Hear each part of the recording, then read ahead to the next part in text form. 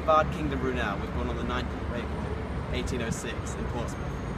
He was a civil engineer and he was seen as one of the most important figures in the British Industrial Revolution.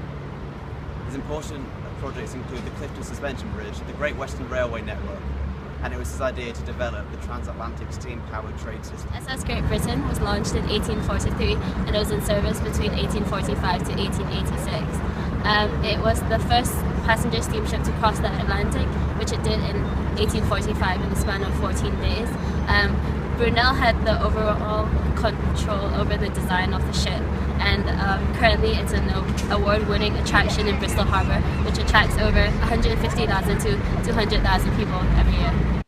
The SS Great Britain carried passengers between the USA and Australia regularly, and was later converted into a coal-carrying vessel. It is significant in British history because of the advanced technology that was shown in her machinery and structure. She was the first screw propeller-driven steam-powered iron ship that had been built to date. At the time of production, SS Great Britain was the largest ship in the world. Many were sceptical as they thought the ship would not be able to carry enough fuel for long voyages. Brunel recognised that an increase in length of the ship produced an increase in volume proportional to a cube of its dimensions. However, the increase in drag was only a square of its dimensions. This is why the SS Great Britain paved the way for mass passenger travel and international communication.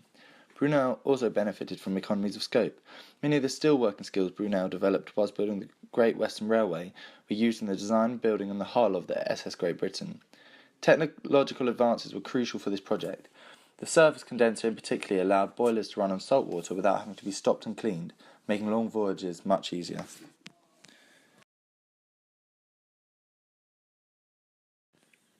The SS Great Britain was often compared to Noah's Ark, given that each voyage it was carrying thousands of animals to feed its passengers.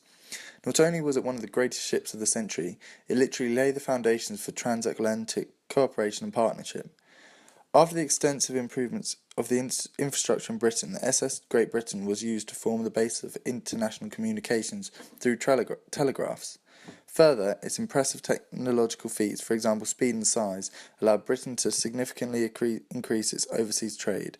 Between 1839 and 1849, Britain's exports grew from 76 million to 124.5 million.